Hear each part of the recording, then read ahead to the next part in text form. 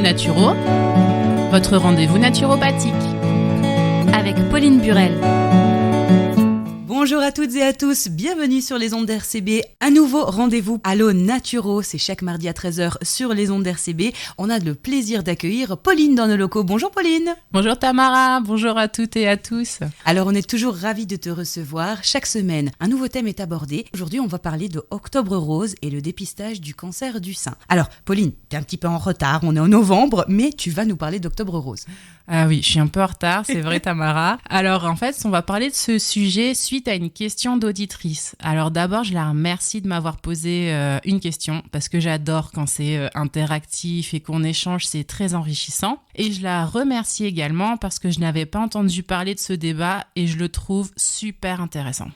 En fait, tout est parti d'une vidéo d'un certain monsieur Jérémy Mercier, Octobre Rose 2022, l'arnaque continue. Voilà le titre de sa vidéo et tout est parti de lui. Oui, alors c'est une vidéo qui est disponible sur la chaîne YouTube de Jérémy Mercier si vous voulez la regarder. Bon, elle dure quand même 30 minutes. Jérémy Mercier, je le connaissais pas du tout avant qu'on me parle de cette vidéo. Je trouve que le fond du débat est très intéressant. Mais bon, personnellement, j'étais un peu gênée par la manière dont il amène les choses. Je trouvais que parfois, c'était un peu condescendant. Bon, ça, c'est la sensibilité de chacun. Donc, revenons au sujet de cette vidéo. Je voulais juste rappeler que ce monsieur est normalien en chimie et docteur en recherche environnementale, donc il a une bonne compréhension scientifique. Je vais résumer la vidéo. Alors, je laisse de côté toute la partie de la vidéo à propos d'Octobre Rose, qui serait une arnaque de l'industrie pharmaceutique. Je ne vais pas rentrer dans ce débat. Je vais me focaliser seulement sur la question qu'on m'a vraiment posée, c'est-à-dire, doit-on faire une mammographie tous les 2 ans, comme recommandé par la Haute Autorité de Santé quand on a entre 50 et 74 ans ? Voilà, tu vas nous donner les infos objectives disponibles selon l'approche scientifique et ton côté naturel. Voilà, je vais essayer d'être le plus neutre possible et objective. C'est un débat vraiment intéressant et pas facile du tout. Aujourd'hui, ça va être plutôt mon côté pharmacienne que naturopathe pour cette émission, pour bien expliquer les études et les faits scientifiques sur lesquels on se base. Mais bien sûr, il y a toujours mon côté naturo qui est là. Mais le but, c'est que vraiment vous puissiez comprendre et vous faire votre propre opinion. Donc on compte sur toi aujourd'hui pour éclairer un petit peu nos lanternes, nous débriefer un petit peu, débunker ce que ce monsieur Jérémy Mercier nous propose.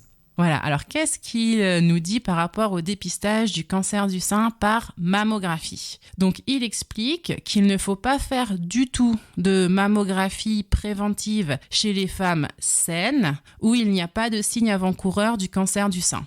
Parce que la mammographie dévoilerait des petits cancers dormants qui n'évoluent pas et qui seraient passés inaperçus sans cette mammographie. Et bien sûr, une fois que ce mini-cancer est détecté, il y a un traitement mis en place qui peut être chirurgical, radiothérapie et ou chimiothérapie. Et donc ce traitement, qui est inutile vu que le cancer n'aurait pas évolué, il va quand même avoir des gros impacts sur la santé et le corps de la femme. C'est ce qu'on appelle le surdiagnostic. C'est ça. Donc aujourd'hui, je vais utiliser le terme de surdiagnostic plusieurs fois. Donc je vais vous donner une définition. Le surdiagnostic désigne le diagnostic d'un problème qui, s'il n'avait pas été trouvé, n'aurait pas causé de symptômes ni de décès. Autrement dit, c'est la détection d'un problème sans qu'il y ait de bienfaits possibles à tirer du traitement précoce de la personne concernée. Donc aujourd'hui, on va parler du cancer du sein, mais le surdiagnostic existe pour d'autres pathologies. Et on ne peut pas vérifier si un mini-cancer est dormant ou actif ? Donc malheureusement, à l'heure actuelle, les médecins ne disposent d'aucune méthode pour anticiper l'évolution d'une masse tumorale. Donc dès qu'ils voient ces mini-cancers, sans savoir s'ils évoluent ou pas, ils vont traiter. Ils vont intervenir. Et voilà. Est-ce qu'ils se basent sur des données concrètes ? Oui, alors dans la vidéo, Jérémy Mercier a fait d'abord une vidéo originelle en 2018 où il interviewe un cancérologue, Dr Gérard Delépine, qui cite une étude canadienne qui a été publiée en 2014. Alors je vais vous donner les informations principales de cette étude qui est significative parce qu'elle a été faite sur une grande population pendant une longue période et avec un groupe test et un groupe contrôle. Alors l'objectif, c'était de comparer l'incidence et la mortalité du cancer du sein pendant 25 ans chez des femmes âgées de 40 à 59 ans. Donc le design, qu'est-ce qu'on a fait exactement dans cette étude ? Donc c'est une étude qui inclut 89 835 femmes. Donc c'est vraiment beaucoup. Et qui ont été réparties en 2 groupes. Il y a un groupe qui faisait une mammographie par an pendant 5 ans et un groupe qu'on appelle le groupe contrôle qui ne faisait pas de mammographie du tout.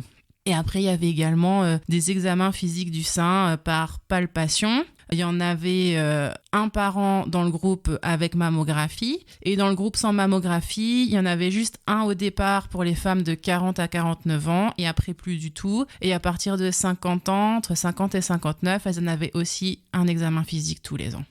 Alors, qu'est-ce que ça donnait comme résultat cette étude ? Pendant toute l'étude, 3250 cancers du sein ont été diagnostiqués dans le groupe qui faisait des mammographies et 3133 cancers du sein ont été diagnostiqués dans le groupe qui ne faisait pas de mammographie. Donc je vous rappelle qu'il y a toujours l'examen physique par palpation pour détecter l'anomalie dans le groupe qui ne faisait pas de mammographie. Et pendant les 25 années de suivi, 500 femmes du groupe qui faisaient des mammographies sont décédées et 505 du groupe contrôle sont décédées suite au cancer du sein. Donc c'est à peu près équivalent. Et comme il y avait des diagnostics de cancer supplémentaires dans le groupe qui faisait des mammographies et comme la mortalité est à peu près égale dans les 2 groupes, ils ont estimé que c'était des surdiagnostics et qu'il y avait environ 20% de surdiagnostics. Donc la conclusion, c'est qu'une mammographie annuelle chez les femmes âgées de 40 à 59 ans ne réduit pas la mortalité due au cancer si on fait un examen physique par palpation et si on a accès à une thérapie pour le cancer du sein. Et ils estiment qu'il y a 22% de diagnostics de cancer du sein à cause des mammographies. Et du coup, que peux-tu dire sur cette étude ? Alors bon, déjà, il faut souligner que cette étude est menée sur les femmes de 40 à 60 ans. Et comme 50% des cancers du sein surviennent entre 50 et 70 ans, on a 10 ans qui ne sont pas pris en compte dans l'étude. Les mammographies sont faites tous les ans dans cette étude, alors qu'en France, on préconise tous les 2 ans. Donc ça augmente le surdiagnostic. Et enfin, on voit que finalement, la mortalité pour les femmes suivies par mammographie et celles non suivies par mammographie est équivalente. Donc ce n'est pas mieux, mais ce n'est pas pire. Et Pauline, que dit-on en France ? Alors sur le site internet de la Haute Autorité de Santé, ils parlent de cette remise en cause de l'intérêt du dépistage organisé et ils expliquent que ce débat est apparu dans les années 2000, donc c'était quand même il y a quelques temps. Et ils discutent de 2 points principaux soulevés par le débat. Donc le premier point, c'est les surdiagnostics et les effets anxiogènes associés au dépistage en cas de résultats faussement positifs. Donc la Haute Autorité de Santé répond qu'effectivement, le surdiagnostic existe et que d'après les estimations, il varie entre 10 et 20%. Donc c'est quand même vraiment beaucoup. Oui.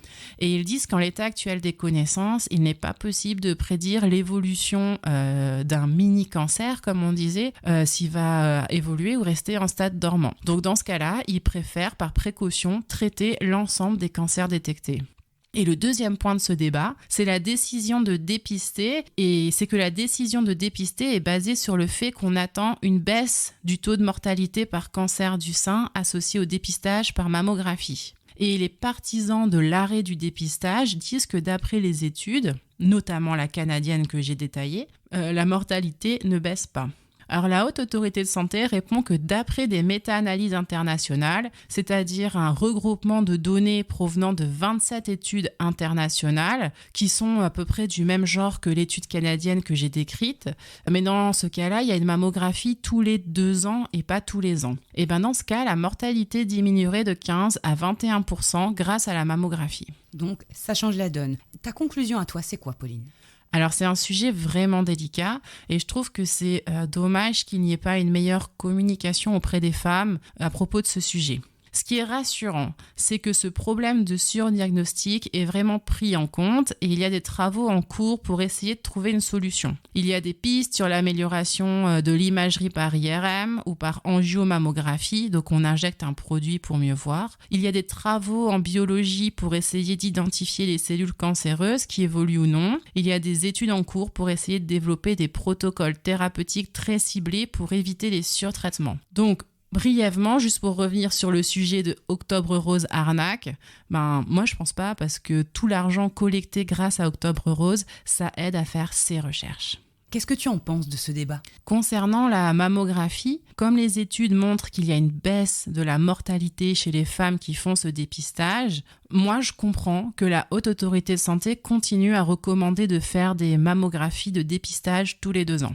Par contre, cette baisse de mortalité est plus faible, c'est-à-dire pour 2000 femmes sans mammographie, il y aura 5 décès. Et avec les personnes qui font les mammographies, il y a 4 décès. Donc cette baisse de mortalité n'est pas aussi élevée que ce qu'on attendait. C'est-à-dire que pour 2000 femmes, on a 1 décès de moins.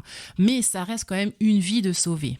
Ce qu'il faut souligner aussi, c'est qu'aucune étude n'a réellement démontré que la participation au dépistage réduisait la lourdeur des traitements ou limitait les effets secondaires ou les séquelles. Donc ce n'est pas parce qu'on diagnostique plus tôt que le traitement est moins lourd.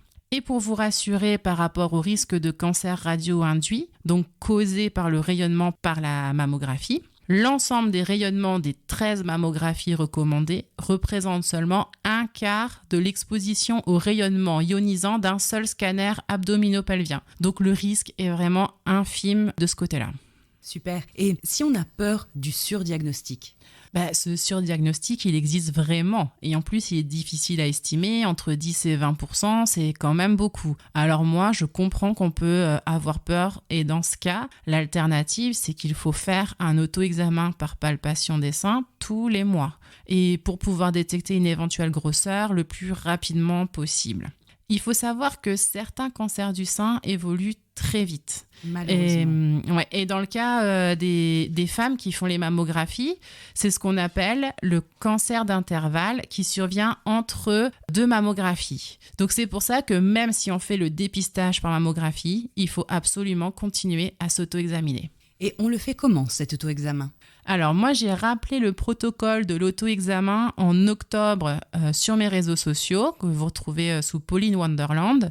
Sinon, vous le retrouvez aussi, par exemple, sur le site internet cancerdusein.org. C'est expliqué sous une forme de BD, c'est super bien fait, c'est très facile à comprendre. C'est très important, à tout âge, pensez à faire cet auto-examen tous les mois, de préférence après vos règles. Et si vous avez un doute, que vous sentez quelque chose, une douleur, vous allez voir votre médecin ou votre gynéco. Vous l'aurez compris, il n'y a pas d'âge, à tout âge on prend soin de son corps, mesdames. Du coup, Pauline, si j'ose dire, comment trancher ? Alors, moi je suis pour le fait de donner des options aux personnes pour qu'elles soient actrices et décisionnaires dans leur suivi médical.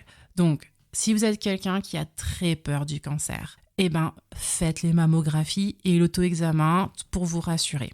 Et si au contraire vous avez très peur du côté médical et du surdiagnostic, alors dans ce cas, faites juste l'auto-examen des seins tous les mois, mais faites-le correctement et dès que vous avez un doute, vous consultez.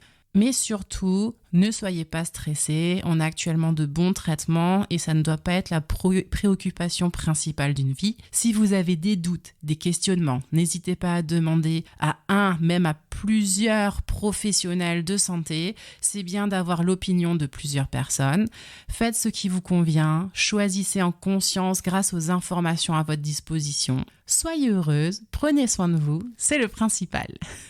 Tout est dit, Pauline. Et nous, notre professionnel, on la retrouve chaque mardi à 13h sur les ondes d'RCB. D'ailleurs, si vous avez des questions à poser à Pauline ou si vous souhaitez rebondir sur le thème d'aujourd'hui, vous pouvez nous contacter au standard de la radio et également nous poser votre question via notre adresse mail maquestion@radio-rcb.fr. Pauline, je te dis à la semaine prochaine. Merci Tamara, à la semaine prochaine, au revoir. Allo Naturo avec Pauline Burel, c'est tous les mardis à 13h sur RCB et sur www.radio-rcb.fr. RCB